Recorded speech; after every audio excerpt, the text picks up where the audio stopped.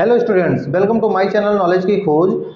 जैसा कि आप लोग वेट कर रहे थे कि हमारा ट्रांसलेशन सीरीज कब शुरू होगा, तो आज से हमारा ट्रांसलेशन सीरीज शुरू हो रहा है, जिसमें आप लोगों को डेली ट्रांसलेशन का जो ये टॉपिक चलेगा वो आपके कंटिन्यू 3 मंथ्स चलता रहेगा। तो आप लोग हमारे चैनल के साथ बने रहिए और आप 3 महीने में ट्रांसलेशन को पूरा सीख जाएंगे। इसके लिए आपको बस मेरे चैनल के साथ बने रहना है, जिसमें आपको बेसिक से एडवांस जो है ट्रांसलेशन के सारे रूल्स बताए जाएंगे। जैसा कि आप कहीं भी जाते हैं तो सबसे पहले ट्रांसलेशन ही आपको आनी चाहिए, उसके बाद में ही इसके बेस पर आप आगे कुछ भी कर सकते हैं। जैसे आपको स्पीकिंग करना है तो पहले टेंस क्लियर होना चाहिए, टेंस क्लियर होगा तभी आप आगे सेंटेंस को जो है फॉर्म कर पाएंगे, सेंटेंस को बना पाएंगे। तो इसलिए सबसे पहले इंपॉर्टेंट हो जाता है कि हमें टेंस की पूरी ज्ञान होनी चाहिए। तो हम लोग आज से शुरू करेंगे और कंटिन्यू आगे करते रहेंगे इस सीरीज को। तो चलिए स्टार्ट करते हैं। सबसे पहले देखते हैं कि टेंस होता क्या है। तो टेंस को जानने के बाद में फिर हम आगे बढ़ेंगे और इसके स्टेप बाय स्टेप जो भी रूल्स होंगे, जो भी इसके नियम होंगे, उसको हम लोग पढ़ते रहेंगे। तो सबसे पहले आइए हम देख लेते हैं इसमें हमें पढ़ना क्या है। तो आपको इसमें जो भी पढ़ाया जाएगा वो क्या होगा, हिंदी टू इंग्लिश, यानी हिंदी के जो सेंटेंस होंगे उनसे हिंदी टू इंग्लिश, ये आपको पढ़ाया जाएगा इसमें। और यानी हिंदी से इंग्लिश में ट्रांसलेट करना आपको बताया जाएगा। तो सबसे पहले इसमें बात करते हैं हम टेंस की, कि टेंस क्या होता है। सबसे पहले हम बात करते हैं कि टेंस होता क्या है। टेंस को अगर हिंदी में बात करें तो इसको हम कहते हैं काल। काल का मतलब समय होता है। आइए इसकी डेफिनेशन को हम देख लेते हैं कि इसकी डेफिनेशन क्या बनेगी, कि टेंस की डेफिनेशन क्या होगी। तो आइए इसकी डेफिनेशन की अगर हम बात करें तो क्या होगा, a tense is a source to express the time of an action। अब अगर हम बात करें कि हमारा टेंस होता क्या है, तो टेंस, एक टेंस क्या होता है, इज अ सोर्स, एक माध्यम होता है टू एक्सप्रेस, व्यक्त करने का। किस चीज को व्यक्त करने का, the time of an action, कि कोई कार्य कब हुआ है उसको एक्सप्रेस करने का, उसको व्यक्त करने का ये एक सोर्स है, एक माध्यम है। तो इसके द्वारा हम इसको जान जाते हैं कि कैसे होगा। अब आइए हम बात करते हैं types of tense. Types of tense, यानी ये बहुत इजी क्वेश्चन है, बेसिक टू एडवांस मैंने बताया है आपको, चलेगा ये टॉपिक। तो ये आपको आसानी से पता है, सभी लोगों को पता होगा कि टेंस हमारे जो मेनली 3 टाइप्स के होते हैं, जो कि आपके होते हैं प्रेजेंट टेंस, दूसरा आपका होता है पास्ट टेंस, और तीसरा आपका हो जाता है फ्यूचर टेंस। ये 3 प्रकार के आपके जो टेंस होते हैं ये होते हैं। लेकिन इसमें क्या होता है कि इन तीनों को सब कैटेगरीज में डिवाइड किया गया है, यानी इनके भी पार्ट्स होते हैं। तो वो कौन कौन से पार्ट्स होते हैं वो आइए देख लेते हैं। उससे पहले आप लोगों को बताना चाहूंगा कि आप जो भी मैं लिखाता चलता हूं इसका आप नोट्स बनाते चलिए, आपको बहुत फायदा होगा जब मैं आगे पढ़ाऊंगा। तो आप लोग इसे कॉपी पेन लेकर एक डायरी बनाइए, एक नोट्स बनाइए, जिसमें कि इसको लिखते चलिए। आपको आने वाले समय में बहुत आसान लगने लगेगा और बहुत ही फायदेमंद रहोगे आप लोग इसको समझने में। तो हमने टाइप्स ऑफ टेंस बता दिया आप लोगों को। अब आइए बात करते हैं कि टाइप्स ऑफ टेंस में प्रत्येक के जो डिवाइडेड पार्ट्स हैं वो कौन कौन से होते हैं। तो जैसा कि आपको पता है कि इसमें ऑल टेंसेज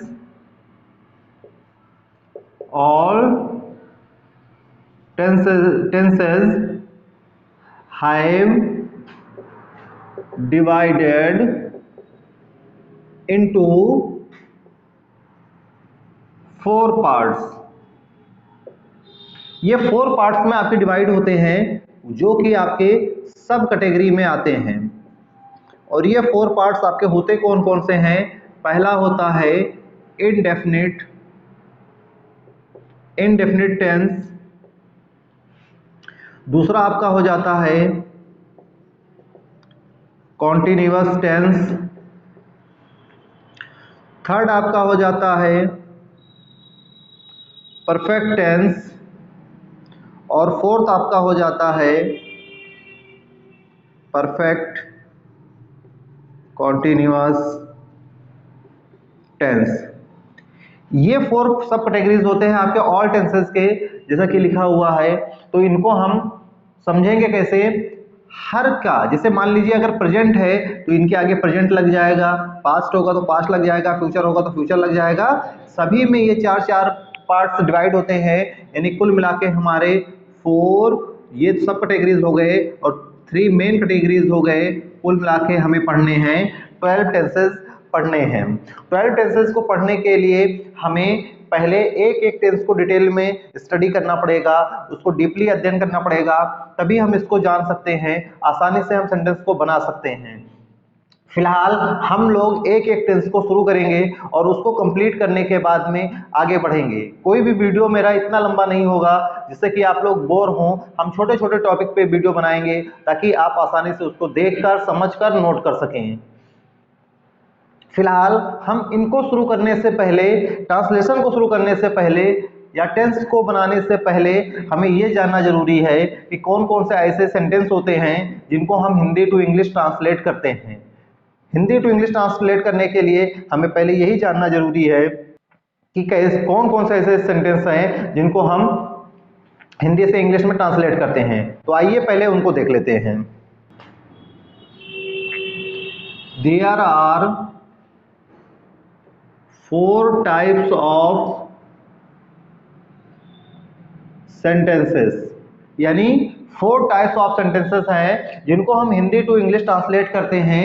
जिसमें सबसे पहला आता है आपका affirmative. Affirmative sentences, affirmative sentence हो जाता है। दूसरा हो जाता है आपका निगेटिव सेंटेंसेस। थर्ड आपका जाता है इंट्रोगेटिव सेंटेंसेस और फोर्थ आपका आ जाता है इंट्रोगेटिव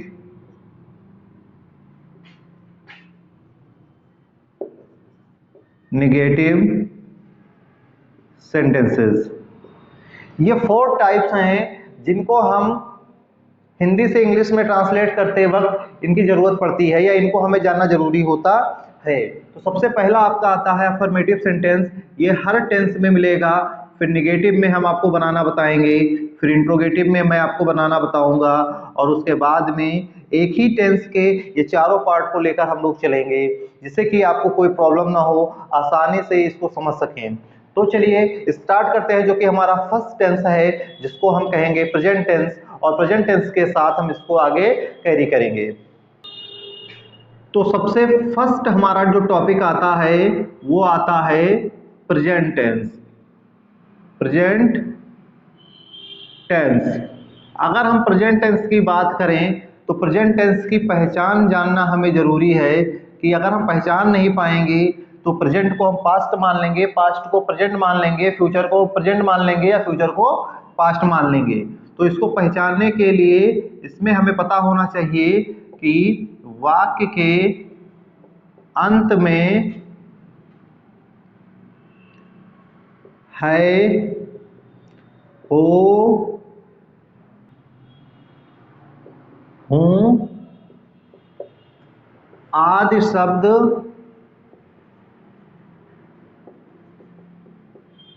आते हैं। ये तो हो गई पहचान प्रेजेंट टेंस की, यानी वाक्य के अंत में ये सारे जो वर्ड हैं वो हमें मिलेंगे। अब अगर हम बात करें तो इसको हमने कितने प्रेजेंट टेंस को कितने भागों में डिवाइड किया, तो इसके 4 पार्ट्स हमारे जो अभी बताया गया था वो हमें यहीं से मिल जाते हैं। यानी कौन से पार्ट मिल जाते हैं, तो present indefinite tense, present indefinite tense, दूसरा हो जाएगा प्रेजेंट कॉन्टिन्यूअस टेंस, और तीसरा आपका हो जाएगा प्रेजेंट परफेक्ट टेंस, और चौथा हो जाएगा आपका प्रेजेंट परफेक्ट कॉन्टिन्यूअस टेंस। ये आपके प्रेजेंट के चारों पार्ट हो गए। इन्हीं चारों पार्टों को लेकर हम लोग चलेंगे। तो सबसे पहले हमारा टेंस आता है प्रेजेंट इंडेफिनिट टेंस। तो आज हम लोग इस वीडियो में बात करेंगे प्रेजेंट इंडेफिनिट टेंस की, कि प्रेजेंट इंडेफिनिट टेंस होता क्या है और उसे हम कैसे समझ सकते हैं और आसानी से बना सकते हैं। तो चलिए स्टार्ट करते हैं प्रेजेंट इंडेफिनिट टेंस को। तो हमारा फर्स्ट पार्ट हो जाता है प्रेजेंट इंडेफिनिट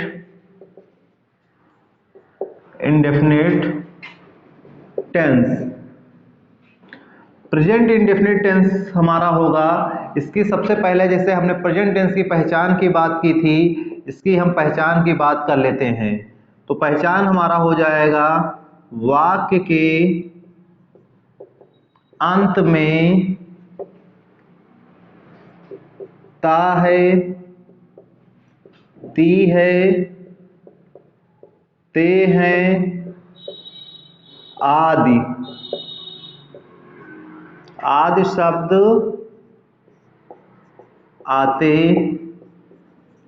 हैं। ये हमारा पहचान हो गया। उसमें है, हो आया था, इसी से पहचान हो जाती है कि प्रेजेंट टेंस है। अब अगर हम बात करें तो इसको शुरू करने से पहले हमें कुछ चीज़ें, बेसिक चीज़ें होती हैं जो जान लेनी ज़रूरी हैं। बेसिक चीज़ों का मतलब क्या है, जैसे कि हमें पता होना चाहिए कि हमारे सिंगुलर और प्लूरल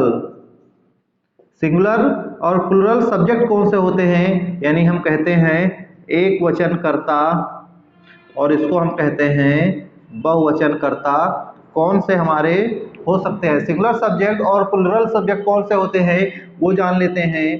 तो इसमें हमारा आ जाएगा ही, सी, इट, और नेम हो जाएगा या जो संख्या में एक हों, वो हमारे सारे क्या हो जाएंगे, सिंगुलर सब्जेक्ट हो जाएंगे।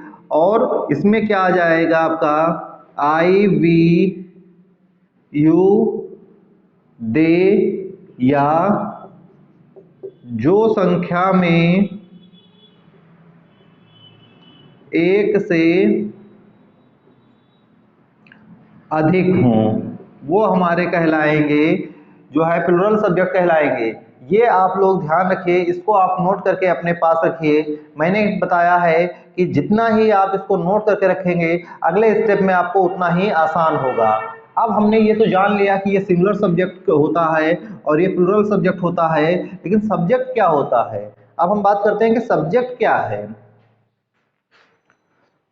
तो अगर हम सब्जेक्ट की बात करें तो सब्जेक्ट हमारा क्या होगा वो जान लेते हैं। सब्जेक्ट हमारा क्या होगा, तो सब्जेक्ट वो होता है जो सेंटेंस में या तो कोई कार्य करता है या जिसके बारे में कुछ बताया जाता है, उसे हम कहते हैं सब्जेक्ट। तो इसको हम लिख सकते हैं कि वाक्य में जिसके द्वारा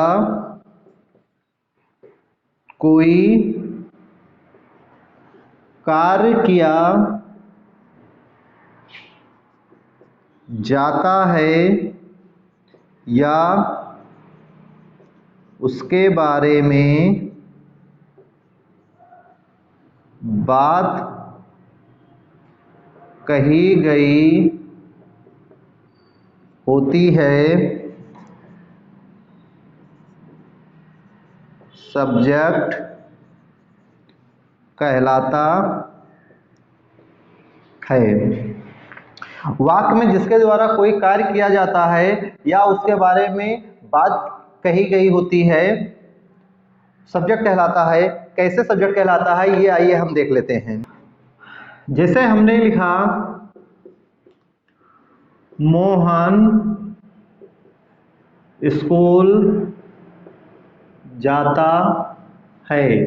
तो मोहन स्कूल जाता है, तो कौन जाता है, किसके बारे में बात हो रही है, तो यहाँ पर मोहन के बारे में बात हो रही है। तो मोहन हमारा क्या हो जाएगा, सब्जेक्ट हो जाएगा। जिसके बारे में बात होगी वो हमारा हो जाता है सब्जेक्ट। दूसरा हमारा है वर्ब होता है कि वर्ब क्या है, क्योंकि सब्जेक्ट और वर्ब की जरूरत हमें पड़ेगी। अभी आगे आप और अच्छे से समझ पाएंगे। वर्ब क्या होता है वो जान लीजिए कि वाक्य में सब्जेक्ट जो कार्य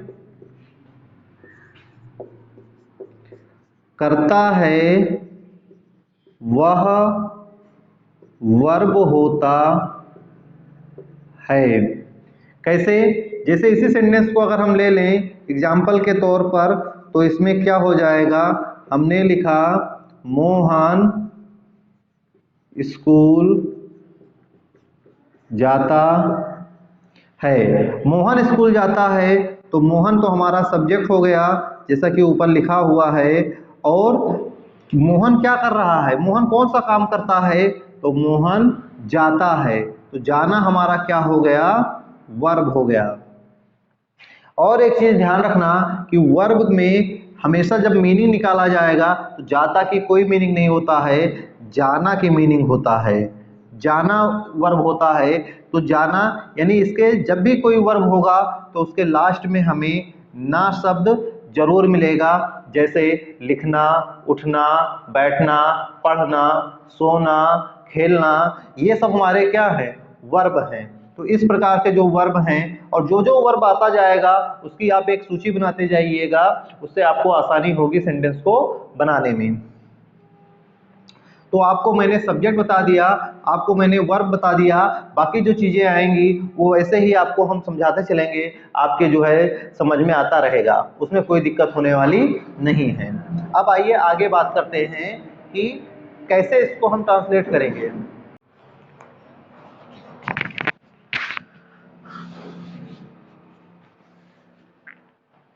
तो जैसा कि मैंने कहा कि आइए सीखते हैं कि इसको हम कैसे बनाएंगे।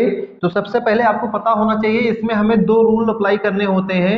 उन दोनों रूलों को हम समझ लेते हैं कैसे हमें बनाना होता है। तो रूल नंबर फर्स्ट हम बता दें आपको कि वो क्या होगा, और फिर रूल नंबर सेकंड क्या होगा, उसके बाद में हम लोग ट्रांसलेट करना स्टार्ट करते हैं। तो फर्स्ट रूल में क्या होता है, सब्जेक्ट प्लस वर्ब की फर्स्ट फॉर्म प्लस ऑब्जेक्ट अगर है तो ऑब्जेक्ट हो जाएगा, और देन जो भी एक्स्ट्रा होता है वो आपका आ जाता है। दूसरा रूल क्या कहता है, दूसरा रूल कहता है कि सब्जेक्ट होगा, फिर वर्ब की फर्स्ट फॉर्म होगी, फर्स्ट फॉर्म होगी, फिर फर्स्ट फॉर्म में यस या ईएस होगा, प्लस ऑब्जेक्ट होगा और प्लस एक्स्ट्रा होगा। ये इसी दो रूल्स पे हमारे सारे ट्रांसलेशन के सेंटेंस वर्क करेंगे। अब हम कैसे जाने कि कब वर्ब की फर्स्ट फॉर्म आएगी और कब वर्ब की फर्स्ट फॉर्म में यस या ईएस हमें जोड़ना है। बहुत ही इजी है, बहुत ही सिंपल है। आइए हम देख लेते हैं कि कब हम ये रूल प्रयोग करेंगे, कब ये रूल प्रयोग करेंगे। एग्जाम्पल अगर मैं दूं तो आप लोग आसानी से समझ सकते हैं। मैंने कहा कि मैं अंग्रेजी पढ़ाता हूँ। अब अगर हम देखें तो हमें सबसे पहले देखना है कि ये प्रेजेंट इंडेफिनिट का टेंस, प्रेजेंट इंडेफिनिट का सेंटेंस है या नहीं। उससे पहले हम जान लें कि ये प्रेजेंट टेंस है या नहीं। तो देखिए मैंने पहचान में बताया था कि इसमें क्या हो जाता है, हूँ लास्ट में आता है तो आपका हूँ आ गया, और प्रेजेंट इंडेफिनिट के लिए ता हूँ आ गया। इसका मतलब ये हो गया कि ये हमारा प्रेजेंट इंडेफिनिट टेंस है। अब जब प्रेजेंट इंडेफिनिट टेंस है तो हम सबकी मीनिंग पहले निकाल लेते हैं। आई मीन्स मैं होता है, अंग्रेजी को हम कहते हैं इंग्लिश, और पढ़ता, पढ़ता कोई शब्द होता नहीं है, इसका मीनिंग होता है पढ़ना, और पढ़ना की इंग्लिश होता है रीड। अब अगर हम बात करें तो मैंने आप लोगों को बता रखा है, क्या बता रखा है, सिंगुलर और प्लूरल। अब सब्जेक्ट इससे पहले मैंने बताया है, वो आप देख लीजिए कि वहाँ पर आई कौन सा सब्जेक्ट है, सिंगुलर है या प्लूरल है। तो हमें पता चला कि आई जो है वो हमारा प्लूरल सब्जेक्ट है। यानी जब हमारा प्लूरल सब्जेक्ट होगा तो पहले सब्जेक्ट क्या कहा गया कि सबसे पहले हमें क्या लिखना है, सब्जेक्ट लिखना है। सब्जेक्ट क्या होता है, वीडियो में पीछे जाके आप चेक कर सकते हैं कि सब्जेक्ट क्या होता है। सब्जेक्ट हो गया, फिर वर्ब की फर्स्ट फॉर्म, वर्ब का मतलब क्या होता है, यानी जो मैं कर रहा हूँ वही हमारा वर्ब हो गया। तो यानी आई रीड हो गया और मैं क्या पढ़ाता हूँ, मैं इंग्लिश पढ़ाता हूँ, इसलिए यहाँ पर क्या हो गया, इंग्लिश हो गया। अब हमें एक बात समझ में आई कि अगर हमारा सब्जेक्ट जो होगा वो अगर प्लुरल है तो यस या ईएस का प्रयोग हम नहीं करते हैं। अगर हम ईएस का प्रयोग करेंगे कब, तो एक और सेंटेंस देख लीजिए, वह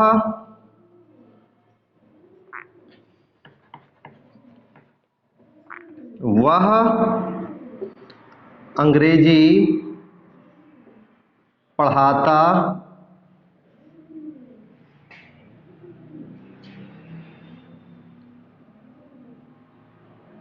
वह अंग्रेजी पढ़ता है, वह अंग्रेजी पढ़ता है। तो अगर हम इसकी बात करें, मैं अंग्रेजी पढ़ता हूँ तो आई रीड इंग्लिश, अब वह अंग्रेजी पढ़ता है तो सेम चीज है आया लास्ट में प्रेजेंट टेंस दिखाने के लिए, ता आया प्रेजेंट इंडेफिनिट बताने के लिए। पढ़ता कोई शब्द होता नहीं है, पढ़ना वर्ब होता है।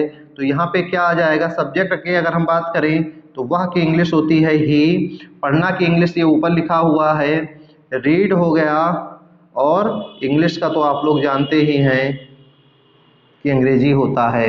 अब क्या कहा गया कि यदि, अब ही को देखो, पीछे अभी बैक करके देखिए कि ही को हमने कौन सा सब्जेक्ट बताया है, तो ही को हमने सिंगुलर सब्जेक्ट बताया है।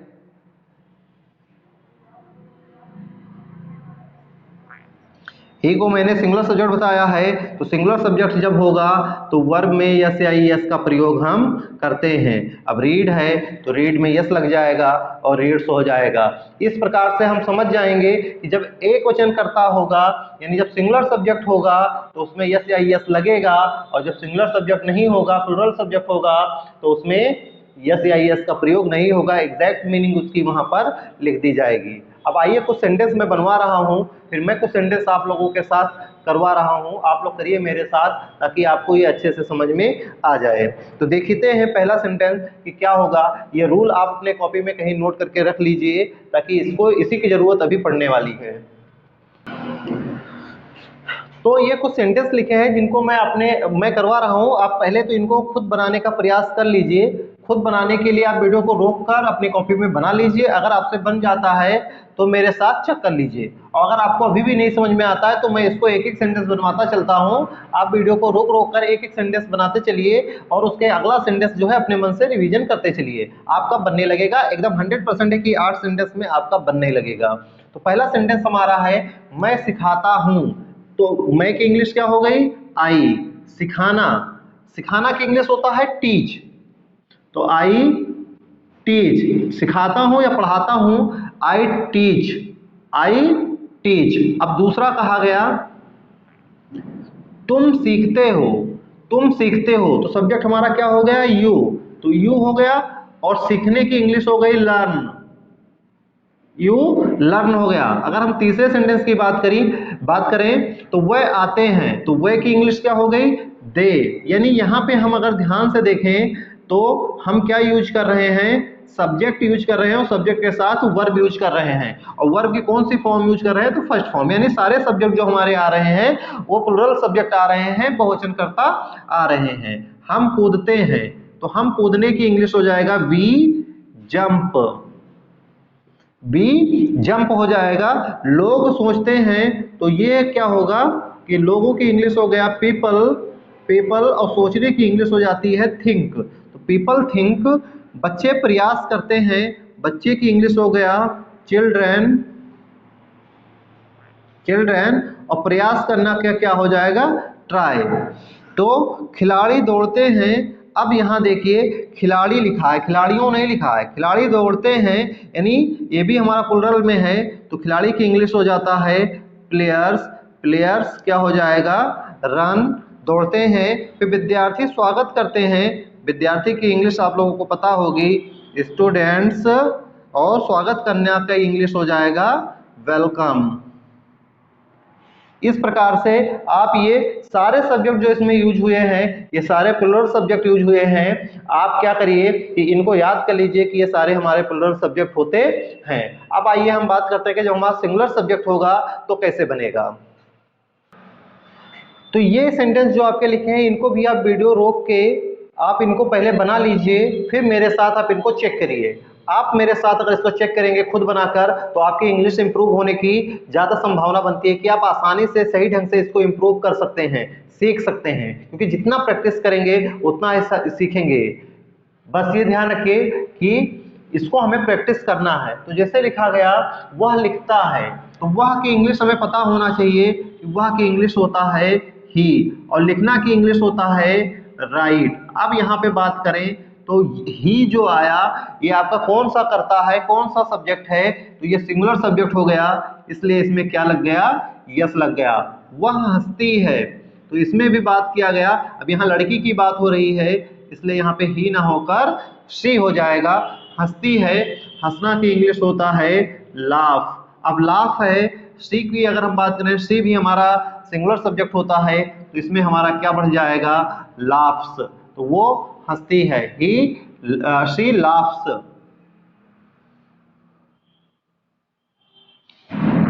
आगे अगर हम बात करें, वो राम बताता है, तो राम अभी हमने पीछे करके वीडियो आप देख सकते हैं, बताया था कि नेम आ जाता है तो सिंगुलर होता है।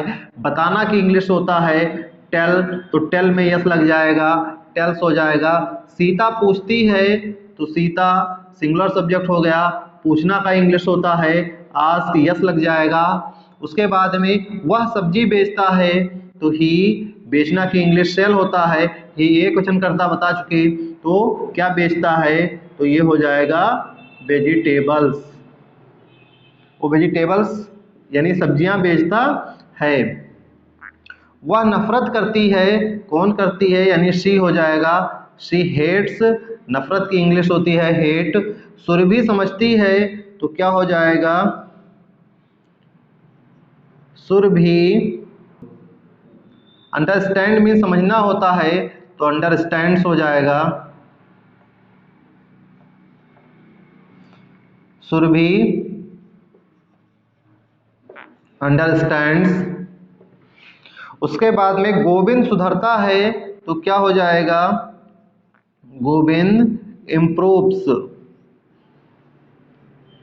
इस प्रकार से ये तुम्हारे प्रेजेंट इंडेफिनिट के जो असर्टिव सेंटेंस था, अफर्मेटिव सेंटेंस था, इस प्रकार से प्रेजेंट इंडेफिनिट टेंस के ये असर्टिव सेंटेंस को मैंने करवा दिया है। अब अगले वीडियो में हम लोग बात करेंगे प्रेजेंट इंडेफिनिट टेंस के निगेटिव सेंटेंस की। तो आप लोग अगले वीडियो में मिलिए निगेटिव के साथ।